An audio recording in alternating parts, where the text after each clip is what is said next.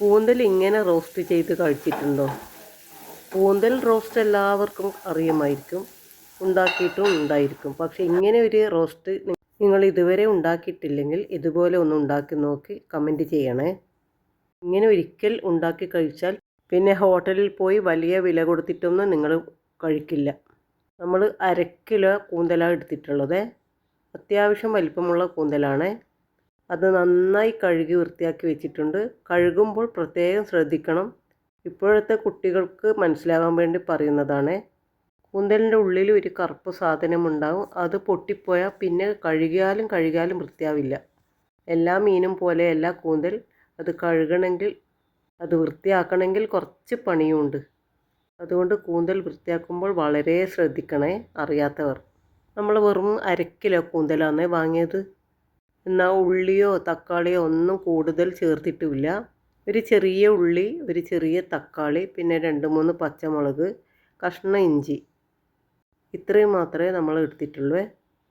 പിന്നെ വെള്ളം ഒട്ടും ചേർക്കേണ്ട ആവശ്യമില്ല. വെള്ളം ചേർത്ത് കഴിഞ്ഞാൽ കൂന്തലിൻ്റെ ടേസ്റ്റ് മാറും. ആ വെള്ളം ചേർക്കുന്നത് കൊണ്ടാണ്, വെള്ളത്തിന് പകരമായിട്ടാണ് ഉള്ളിയും തക്കാളിയും ചേർത്ത് കൊടുത്തത്. ഈ തക്കാളീൻ്റെ ഉള്ളിൻ്റെ വെള്ളം മാത്രം മതി. പിന്നെ കൂന്തലിൽ തന്നെ നല്ല ഇഷ്ടം പോലെ വെള്ളമുണ്ടാകും. കണ്ടല്ലോ, നമ്മൾ പാൻ വെച്ച് ആവശ്യത്തിന് ഓയിൽ ഒഴിച്ച് കൊടുത്ത്, വെളിച്ചെണ്ണയിലാണ് ചെയ്യുന്നതെങ്കിൽ കൂടുതൽ ടേസ്റ്റ് ഉണ്ടാവേ.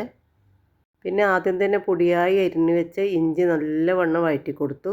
പിന്നെ അതിന് ശേഷം ഉള്ളി കൂടി ചേർത്തു. അതും വഴറ്റി വന്ന ശേഷം പച്ചമുളകും തക്കാളിയും എല്ലാം കൂടി നന്നായി വഴറ്റിയ ശേഷമാണ് കൂന്തലിട്ട് കൊടുത്തത്. ഇതും നല്ലവണ്ണം വെള്ളം ഇറങ്ങി വന്നാൽ മാത്രമേ മറ്റുള്ള മസാലപ്പൊടികൾ ചേർക്കാൻ പറ്റും. ആദ്യം തന്നെ ചേർത്ത് കൊടുത്താൽ അടിയിൽ പിടിക്കാൻ സാധ്യതയുണ്ട്. എൻ്റെ ചാനൽ നിങ്ങൾ ആദ്യമായിട്ടാണ് കാണുന്നതെങ്കിൽ ഒന്ന് സബ്സ്ക്രൈബ് ചെയ്ത് സപ്പോർട്ട് ചെയ്യണേ. കൂടെ ബെല്ലൈക്കനും കൂടി ചെയ്തേക്കണേ. അങ്ങനെ നമ്മൾ തക്കാളിയും ഉള്ളിയും പച്ചമുളകും ഇഞ്ചിയും എല്ലാം കൂടി ഒന്ന് മിക്സ് ചെയ്ത്, പിന്നെ ആവശ്യത്തിന് കറിവേപ്പില കൂടി ചേർത്ത് കൊടുത്ത് ഒന്ന് മൂടി വെച്ച് നന്നായി വേവിച്ചെടുക്കണേ. കൂന്തൽ ചെമ്മീൻ പോലെയല്ല. ചെമ്മീൻ പെട്ടെന്ന് വെന്ത് കിട്ടും. കൂന്തലിന് കുറച്ച് വേവ് കൂടുതലാണ്. അങ്ങനെ എല്ലാം മിക്സ് ചെയ്ത് ഒന്ന് നന്നായി വേവിച്ചെടുക്കട്ടെ. ഇങ്ങനെ മൂടി വെച്ച് വേവിച്ചാൽ തന്നെ അതിൻ്റെ വെള്ളമൊക്കെ നന്നായി ഇറങ്ങി വരും. കണ്ടോ? അതാ പറഞ്ഞത്, ഇതിലൊട്ടും നമ്മൾ വെള്ളം ചേർക്കേണ്ട ആവശ്യമേ ഇല്ല. കൂന്തലിൻ്റെയും മറ്റ് മസാലകളുടെയും വെള്ളവും ഉപ്പും എല്ലാം കൂടി നല്ലവണ്ണം ഒന്ന് മിക്സായി വരട്ടെ.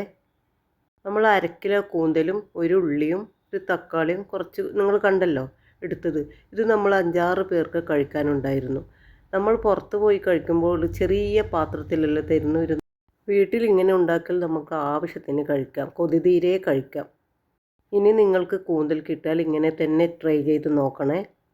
കൂടുതൽ മസാലപ്പൊടികളൊന്നും ഇതിൽ ചേർക്കുന്നില്ല. കാശ്മീരി ചില്ലി പൗഡറാണ് ചേർക്കുന്നത്. അതുകൊണ്ട് തന്നെ അത്ര എരിവ് ഉണ്ടാവില്ല. പിന്നെ ഇതിൽ കുരുമുളകിൻ്റെ ടേസ്റ്റാണ് മുന്നിട്ട് നിൽക്കേണ്ടത്.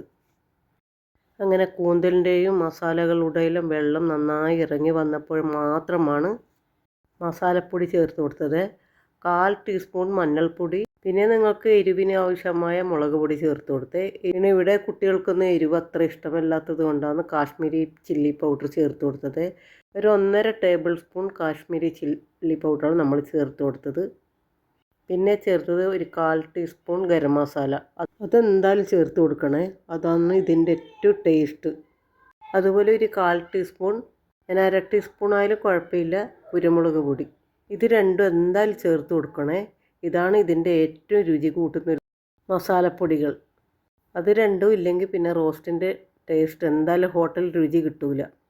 അങ്ങനെ എല്ലാ മസാലകളും കൂടി നല്ലവണ്ണം ഒന്നുകൂടി വെന്ത് വരണേ. വെള്ളം നന്നായി കുറുകി വരണം. ഇതിലൊട്ടും വെള്ളം തന്നെ വേണ്ട, ഡ്രൈ ആക്കി തന്നെ എല്ലാവർക്കും വേണമെന്നാണ് പറഞ്ഞത്. ഇനി ഇങ്ങനെ നിങ്ങൾ തലേന്നേ ഉണ്ടാക്കി വെച്ചാൽ സ്കൂളിൽ പോകുന്നവർക്കോ ഓഫീസിൽ പോകുന്നവർക്കെല്ലാം കൊണ്ടുപോകാൻ പറ്റിയൊരു അടിപൊളി കറിയാണ്. ഒരു സ്മെല്ലും ഉണ്ടാവില്ല, നല്ല സ്മെല്ലായിരിക്കും. മീനിൻ്റെ സ്മെല്ലേ ഉണ്ടാവില്ല മസാല ചേർത്തുകൊണ്ട്. എന്നാൽ രാവിലെ നിങ്ങൾക്ക് തിരക്കിട്ടിട്ട് ഓടേണ്ട ആവശ്യമില്ല. തലേന്നേ ഉണ്ടാക്കി വെച്ചാൽ മതി. ഫ്രിഡ്ജിലൊന്നും സൂക്ഷിക്കണമെന്നൊന്നുമില്ല. ഉണ്ടാക്കി ഇങ്ങനെ മൂടി വെച്ചാൽ മതി. രാവിലെ സ്കൂളിലേക്ക് പോകുമ്പോൾ കുട്ടികൾക്ക് കൊടുത്താൽ മതി. നമ്മളങ്ങനെ ചെയ്യാറ്. ചെമ്മീനും കൂന്തൽ റോസ്റ്റ് എല്ലാം ആകുമ്പോൾ പ്രശ്നമില്ലല്ലോ. ഇനി ക്ലാസ് റൂമിൽ മീൻ മണക്കുന്നെന്നുള്ള ഒരു പ്രശ്നവുമില്ല. കുട്ടികൾക്ക് രുചിയോടെ കഴിക്കുകയും ചെയ്യാം. ഇത് ചോറിൻ്റെ കൂടെ ആയാലും ചപ്പാത്തിൻ്റെ കൂടെയോ പത്തിരിൻ്റെ കൂടെയോ ഏതിൻ്റെ കൂടെയും കഴിക്കാൻ പറ്റുന്ന അടിപൊളി റോസ്റ്റാണ്. ഇങ്ങനെ ട്രൈ ചെയ്യാത്തവർ ഒരിക്കലെങ്കിലും ഒന്ന് ഇങ്ങനെ ട്രൈ ചെയ്ത് നോക്കണേ. അങ്ങനെ എല്ലാം വെള്ളമൊക്കെ നന്നായി വറ്റി വരുന്നുണ്ട്. ഒട്ടും തന്നെ വെള്ളം ചേർത്തിട്ടുമില്ല. എന്നാൽ റോസ്റ്റാണെങ്കിൽ ഇഷ്ടം പോലെ ഉണ്ട് താനും. കുറേ ഉള്ളിയും ചേർത്തിട്ടില്ല. മസാലയൊക്കെ നന്നായി പിടിച്ചിട്ടുണ്ട്.